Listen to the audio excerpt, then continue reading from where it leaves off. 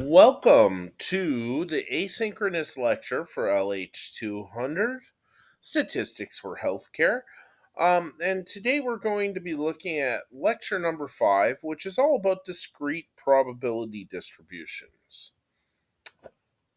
So, our learning objectives in this lecture are to identify the characteristics of a probability distribution. Then we're going to distinguish between discrete and continuous random variables. From there, we're going to explain the assumptions and compute probabilities of the binomial distribution. Then we'll look at the assumptions and compute probabilities of the hypergeometric distribution. And finally, we'll look at the properties and assumptions for Poisson distribution. So, with this lecture in Blackboard, you'll see this PowerPoint presentation. You'll also see an Excel document. I'm not going to be flipping back and forth between Excel and PowerPoint, but I have screenshots on the PowerPoint. And then if you have questions, by all means, feel free to send me an email and I will help you out. All right. So we're going to start off by identifying the characteristics of a probability distribution. And what is a probability distribution? Well, a probability distribution shows the possible outcomes of an experiment and the probability of each of those outcomes. So, below are the major characteristics of a probability distribution. Number one, the probability of a particular outcome is between 0 and 1 inclusive. Characteristic number two, the outcomes are mutually exclusive events, so if one event occurs, the others cannot. And number three, the list is exhaustive. So the sum of the probabilities of the various events is equal to 1. So we're going to list all the outcomes and their corresponding probabilities. When we add those up, it should equal 1. Let's take a look at an example. So, tossing a fair coin. Suppose we toss a fair coin twice. What is the probability distribution for the number of heads? Well, when we flip a coin twice, a fair coin twice, there's 4 possible outcomes. Outcome number 1 is both our first and second coin tosses come up tails, and so we have 0 heads. Our second possible result is that we flip our first coin and get tails, and we flip our second coin and we get heads. So we have 1 head out of the 2 flips. Our third possibility is we flip our first coin and get a heads, and we flip our second coin and get a tails. Once again, we got 1 head out of our 2 tosses. And then our final outcome is we flip the coins and both times we get heads. And in this case, we'll have 2 heads out of the 2 outcomes. So out of the 4 possible outcomes, the outcome 0 heads occurred only once. 1 head occurred twice. There's 2 different ways we could get it. And 2 heads occurred once. So if we wanted to create a probability distribution for this, well, we're interested in the number of heads that we get. So our possibilities, we could get 0 heads, we could get 1 head, or we can get 2 heads. Now, the probability of getting 0 heads, well, there's one way we could get 0 heads out of 4 possible outcomes. So our probability is 1 over 4, or 0.25. For obtaining 1 head, there was 2 ways we could do that. There was 2 outcomes. Either our first coin was a tail and our second one was a head, or our first one was a head and our second one was a tail. So there was 2 ways we could get that out of the 4 possible outcomes. So 2 divided by 4 gives us a probability of 0.50. And then finally, For getting two heads, there was only one way we could do that, and that's flipping the coin twice and getting heads both times. So the probability is 1 out of our 4 possible outcomes, or 0.25. We can see here in our little histogram, getting 0 heads only occurred one way. There's a 0.25 probability. Getting one head, there was 2 different ways we could do that, so I had a 0.5 probability. And then finally, getting 2 heads, there's only one way we could do that, or 0.25 probability. And this right here is our probability distribution. So we'll want to list the number of outcomes that we could have that we're interested in. In this case, number of heads, we could get 0, 1, or 2. And then the probability of each of those outcomes. Excuse me. So this will be an important concept in today's lesson. And you'll notice in the Excel file, when we go through the different questions, that I've set up probability distributions already. I've set up the number of events that we're interested in. We'll be using various scenarios and various formulas to figure out the probabilities of each outcome. All right, so before we get into that, just a little review. We're going to distinguish between discrete and continuous random variables. So this is a review from lecture 1. Remember, a random variable, well, in any experiment of chance, the outcome occurs randomly.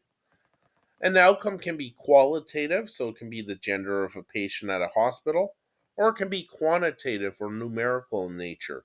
For example, the weight of a newborn in the maternity ward.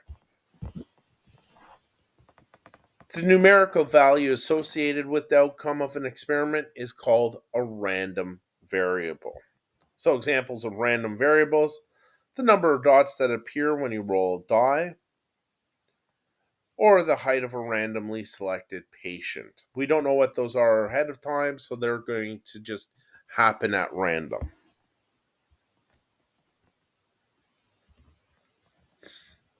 We can have 2 different categories of random variables, and we've examined both of these already.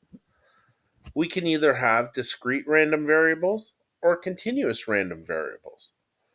Discrete random variables have distinct gaps or interruptions in the values of the data. Normally occurs as a result of counting. If we look at different examples of discrete random variables, we can look at something like number of patients admitted to the ER on a certain day. We might have 20 patients, we might have 22 patients, we might have 25 patients. We're not going to have 21.3 patients though. So we have distinct gaps we're counting in whole numbers. So we can have 21, we can have 22, we cannot have 21.3. Continuous random variables, they don't have gaps or interruptions in the value of their data. And in a continuous random variable, it can assume an infinite number of possibilities within a certain range. So, discrete versus continuous.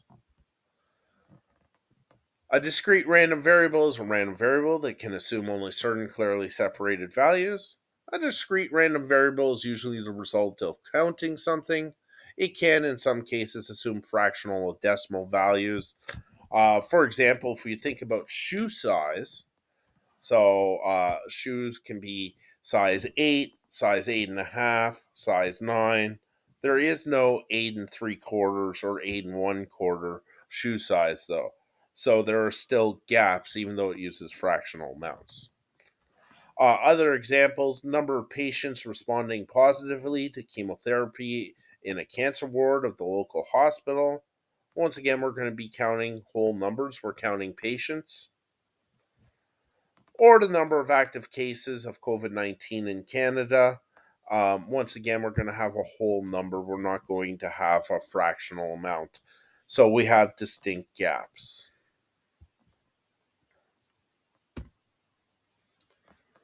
We're going to be focusing on discrete probability distributions today. And a probability distribution just indicates the probability of an event occurring. There are two types of probability distributions: discrete probability distributions and continuous probability distributions. As I said, we'll be looking at discrete probability distributions today. And after the break, when we come back to class, we'll be looking at continuous probability distributions. So, there are three types of discrete probability distributions that we're going to examine. Number one is the binomial distribution. This is when we're going to have very large populations, or we're selecting observations and then replacing them back into the population. So we'll see the key characteristics are basically our probabilities won't change from one selection to the next to the next. We'll then look at the hypergeometric distribution, which is very useful when we have small populations and our probability changes from one selection to the next, like we saw with the umbrella question in lecture 4. After we selected one blue umbrella, our probability for selecting the second blue umbrella changed. That's what hypergeometric distribution is going to calculate for us. And then finally, we'll look at the Poisson distribution, which is the number of events that occur over a period of time. So we're going to start off with the binomial distribution.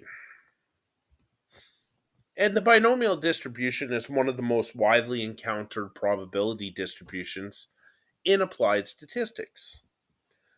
The distribution is derived from a process known as a Bernoulli trial, named in honor of the Swiss mathematician James Bernoulli.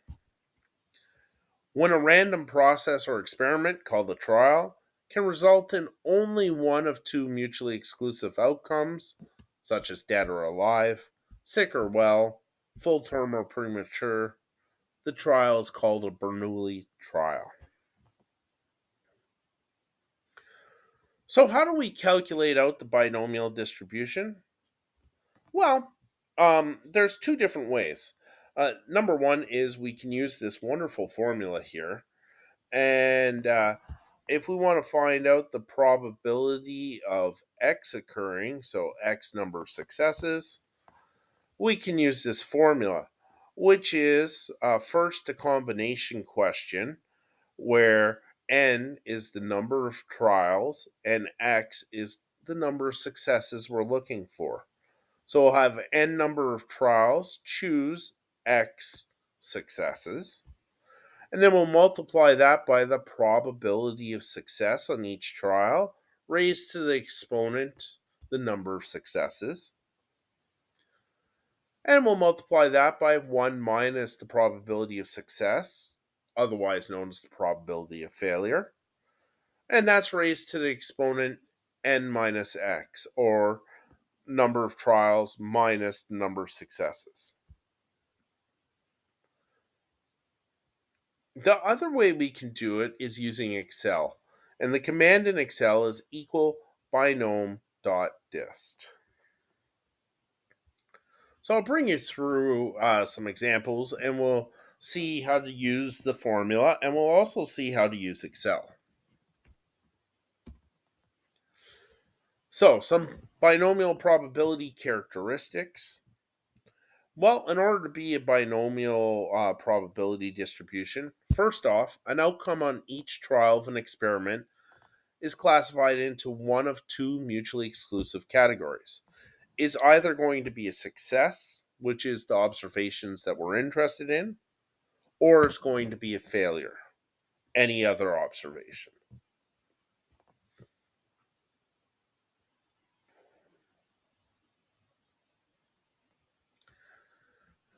The second characteristic is the random variable counts the number of successes in a fixed number of trials. So we're going to have a fixed number of trials. We can't just keep on, say, flipping a coin until we get three heads. We have to have a fixed number of trials. When we go to the third characteristic, that's the probability of success and failure stays the same for each trial.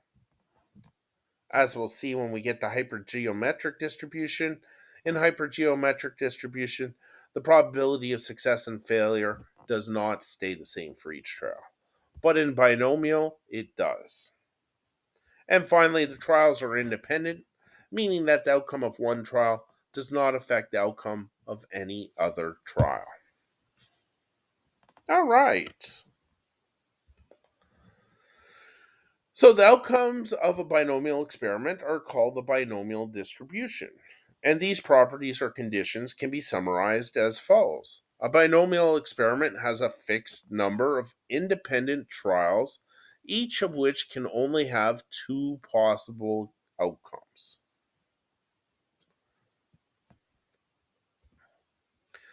So, some examples of binomial trials: tossing a coin 5 times to see how many tails occur. Well, we have mutually exclusive categories. It's either going to be heads or tails. Since we're interested in tails, tails are considered a success, heads a failure. We have a fixed number of trials, which is 5. The probability from one trial to the next doesn't change. We always have a 50% chance of getting a tail. And the trials are all independent of one another. Asking 10 patients if they like chicken soup. Same thing, they do or they don't, success or failure, 10 as a fixed trial. And asking one person if they like chicken soup will have no bearing on asking the next person if they like chicken soup. Same thing for rolling a die one time to see if a 5 appears. Another one that's kind of a little more out there is asking 100 people if they would vote for the independent candidate. Just because something is unlikely doesn't mean that it isn't binomial. Here, the three conditions are met. There's a fixed number, 100 candidates, we're asking. The trials are independent, so what one person says doesn't affect the next person. And there's only two outcomes: it's either yes or no, so success or failure.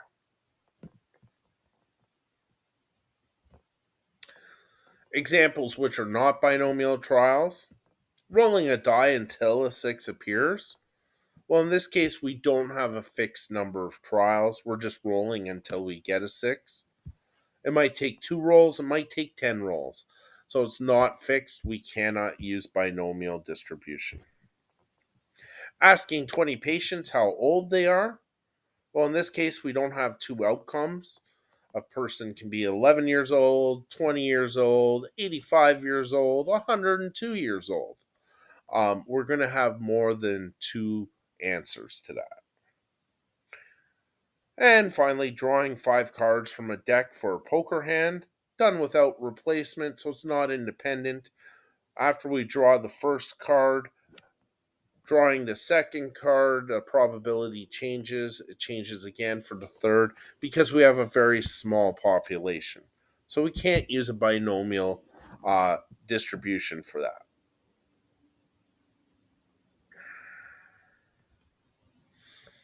So, example: what is the probability of rolling exactly 2 6s in 6 rolls of a die? So we're going to roll a die 6 times. We want to know what's the probability that we're going to get exactly 2 6s in those 6 rolls. Well, there are 5 steps you need to do to work a binomial problem. You need to define success for a single trial, and success in this case is rolling a 6 on a single die. Number 2, we need to define the probability of success. Well, the probability of us rolling a 6 when we roll a 6-sided die is 1 out of 6. We can roll a 1, a 2, a 3, a 4, a 5, or a 6. So there's 6 outcomes. Only one of those is a 6. So 1 out of 6. We then need to find our probability of failure, which is 1 minus p. It's also sometimes known as q. And in this case, there are 5 out of the 6 total possibilities or outcomes. There are 5 ways that we can fail. We can get a 1, a 2, a 3, a 4, or 5. Step 4, define the number of trials. In this case, we have 6 trials. And step 5, we're going to define the number of successes out of those trials, or x. In this case, we're interested in the probability of rolling exactly 2 sixes. So x is going to be 2.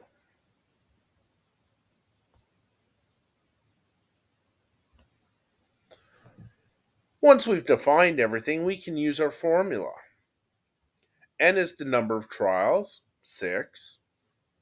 X is the number of successes. We want to know the probability of exactly 2 of our rolls being sixes, so X is 2. Our probability of success is 1 over 6. Our probability of failure is 5 over 6. So we've got everything that we need to be able to use the formula.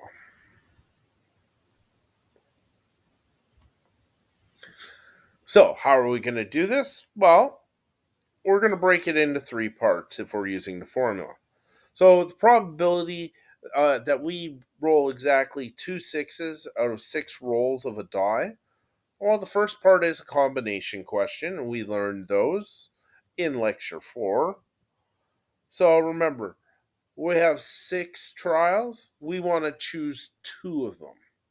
So, in our calculators, we do 6, hit our NCR button, then hit 2. Or we can use equal common in Excel. That'll be 15. The next part is the probability of success raised to the number of successes. So probability of success is 1 over 6. We're going to raise that to the power of 2 because we want 2 successes. And then finally, we're going to multiply that by the probability of failure, or 1 minus p. In this case, that'll be 5 over 6, raised to the exponent number of failures, or n minus x. In this case, we're going to have 4 failures because we want 2 successes. We multiply that all together, and we're going to find that our probability of rolling exactly 2 sixes in 6 rolls of a die is 0.2009, or there's a 20.09% chance that if we roll a die 6 times, we'll get 2 sixes. Now I'm going to show you how to do that in Excel. So in Excel, and you can look at your first sheet in the Excel file, you'll see I set up the beginning of a probability distribution. So number of sixes that we could get, well, we're rolling a die 6 times, so we can get 0 sixes, 1 6, 2 sixes, 3 sixes, 4 sixes, 5 sixes, or 6 sixes. So we've set it up there. So that's step 1. I've done that step for you, but just to make some sense of what I've done there. Now, what we can do is define the number of trials n. How many trials are we going to do? Oh, we're going to do 6. So n is 6. Once we've defined the number of trials, we want to define the probability of success. So P is equal to 1 over 6, or as a decimal equivalent, 0.1666667. Now we're ready to apply our binomial distribution formula for Excel. And so we're going to use the command equal binom.dist to complete the binomial probability distribution. So Excel's going to ask us to insert some information. It first will want to know the value of x. Then it's going to ask, so not x is number of successes. Then the value of n, how many trials do we have? So after we put our value for x, we're going to put a comma. Then we're going to put the value for n, a comma. Then we'll put the value of p, the probability of success, and a comma. And then finally, it'll ask us if we want to do a cumulative probability or not. For right now, we're going to not do a cumulative probability. We'll do some a little later on in this lecture. But we have to either put true or false. False gives us a regular probability, so it'll give us the probability of exactly x occurring. If we type true, then it's going to give us a cumulative probability. So it's going to say x, the probability of x or fewer successes occurring. We'll get to that later, but right now we're going to use false. As well in Excel, because we're going to be dragging this formula down through multiple cells, we have two options. We can either, for n and p, use the numeric values and put the numeric values in, or we can select the cells that we've put n and p in. If we select the cells, we need to use absolute references or dollar signs. And that's going to just tell Excel, hey, we're not moving from those cells. Even though we're changing the formula or we're dragging it over multiple cells, it's always going to refer back to that exact cell for N and that exact cell for P. So I'll show you what I mean by this. Here we go. We're going to do this command, equal binom.dist. In brackets, first it asks for x. We're actually going to choose A6. Then we're going to put a comma. And then it's going to ask for n. Well, n is in cell B3. So 6, see here, in cell B3. If we want to the formula to refer back to a cell, we'll do $B, $3. And that's going to tell us, hey, when we drag this formula down, we're not changing that. It's always going to refer back to cell B3 for the value of n. If we don't want to put absolute references, we could actually just put 6. When we put our comma, it's now going to ask us for the probability of success. And we've got the probability of success laid out in cell D3. So once again, we need to absolute reference that. $D, $3. And then we put a comma and it's going to say, hey, do we want a cumulative probability or not? And we're going to say, no, we want a regular binomial distribution. So we're going to put false. And it's going to spit out 0.334897977 as our probability for rolling 0 sixes. All we're going to do is grab the bottom right corner of that cell and drag our formula down for all of the probabilities or all the possibilities of x. We do that, it's going to automatically populate our probability for exactly x occurrences. So the probability of rolling exactly 2 sixes is 0.2009. 38786. Or we can just round that to 0.2009 or 20.09%.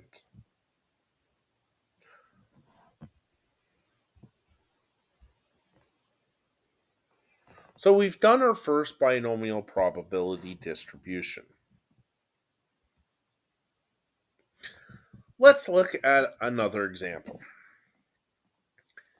60% of the students in the aviation program at Confederation College are male. What is the probability that a randomly selected group of 25 students, there will be exactly 15 males?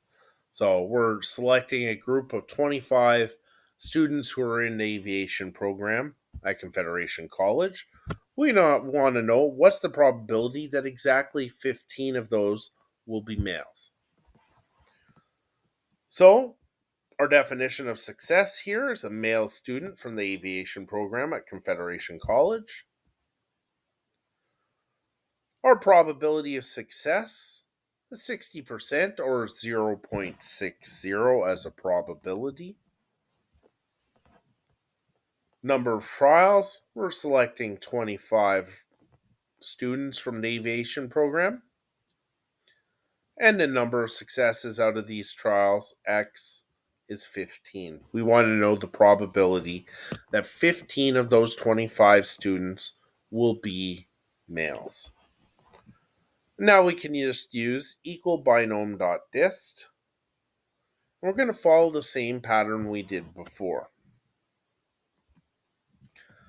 So I couldn't include all of them here on this screenshot, but X went from 0 to 25. I've shown you 0 to 21. And we could have just done the binomial distribution for exactly 15. And had we done that, X would be 15. In my example, it's in cell A21. We hit comma. It's going to ask us for how many trials we have. We have 25 trials, which I've put in cell B3, so I absolute referenced it. $B, $3. Put my comma, now wants my probability of success. That's in cell D3, so $D, $3. Or I could have just used a numeric value, which would be 0.60. I put my comma. I want to know, I want just a regular binomial distribution, so I'm just going to put false. And it'll spit out that my probability is 0.1611579939.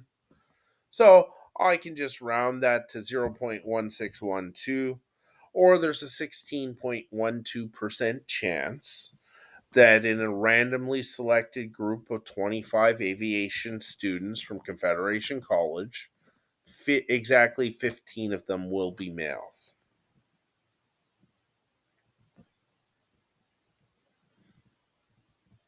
Okay. So let's take a look at another problem here. What is the probability of having 2 or 3 girls out of 5 children if the probability of a girl is 0.51 at each birth and the sexes of successive children are considered independent random variables? So our probabilities are not going to change. Probability of success here is going to be 0.51. The interesting part about this one is we're not looking for just a probability of exactly 1x occurring. We want to know the probability of having 2 or 3 girls out of 5 children. So we're going to have to find the probability of exactly 2 girls and the probability of exactly 3 girls and add those two probabilities together. Our keyword there is or. That tells us we're adding them together. If we go through here, well, success is a girl at each birth. So a girl is considered a success. A male is considered, or a boy is considered a failure, just because it's not the observation we're interested in. The probability of success is going to be 0.51.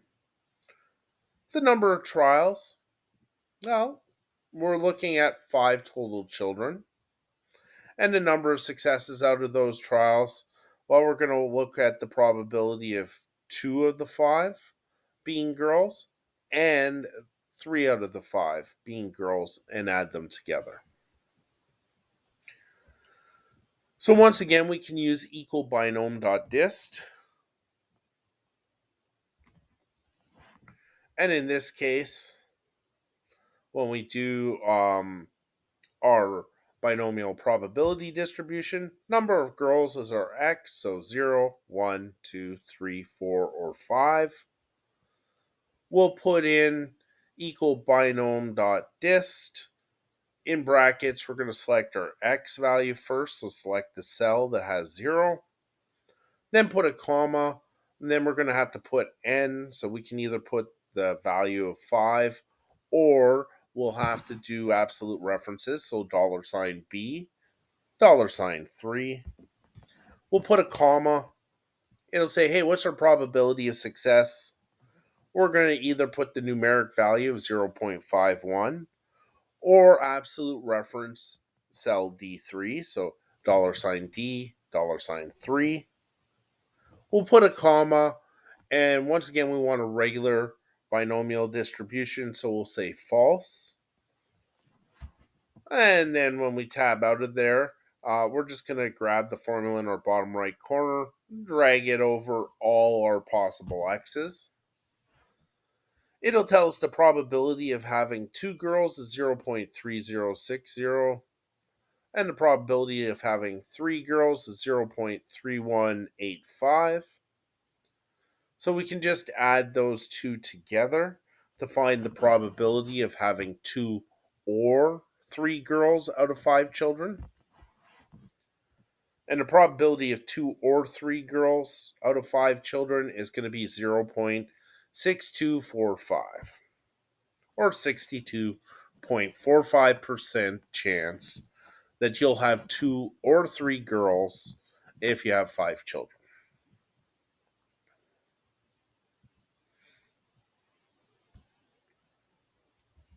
All right. Now what we're going to get into is looking at the true statement. So looking at cumulative binomial probabilities. So our true function can come in really handy for these type of questions. What is the probability of having no more than 3 girls out of 5 children? The probability of a girl 0.51 at each birth, and the sexes of successive children are considered independent random variables. So in this case, we can use the true statement in the binomial distribution formula, and that'll create a cumulative total for us. Excel will calculate the probability for x is less than or equal to 3 girls in this case. The other way we could do it is we can use false, do a regular normal binomial probability distribution, but then we'll have to take the probability of having 0 girls, add it to the probability of having 1 girl, add that to the probability of having 2 girls, and finally add that to the probability of having 3 girls, because we're interested in the probability of having no more than 3 girls.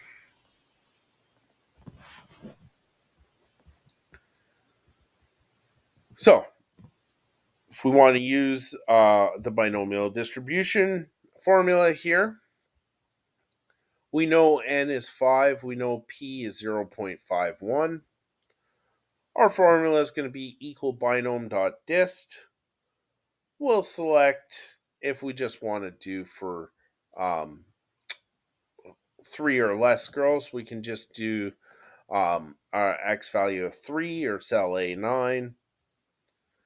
When we put our comma, we'll have to put in our value for n, put a comma, put in our value for p. We'll put a comma, and this time we're going to say true.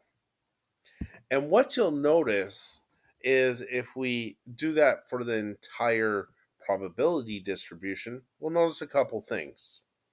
Number one, it's adding up our probabilities as we go. So here the probability of for x equals 1, since we're doing a cumulative probability, 0.1752 is actually the probability of having 0 or 1 girls. If we look at x equals 2, this is the probability of having 0, 1, or 2 girls. And finally, the one we're interested in, x equals 3, This probability here is the probability of having 0, 1, 2, or 3 girls out of 5 children. So Excel can do that for us very quickly. And in this case, the probability of having no more than 3 girls out of 5 children is 0.7998, or 79.98% chance. So that's using the true function, which will give us a cumulative probability.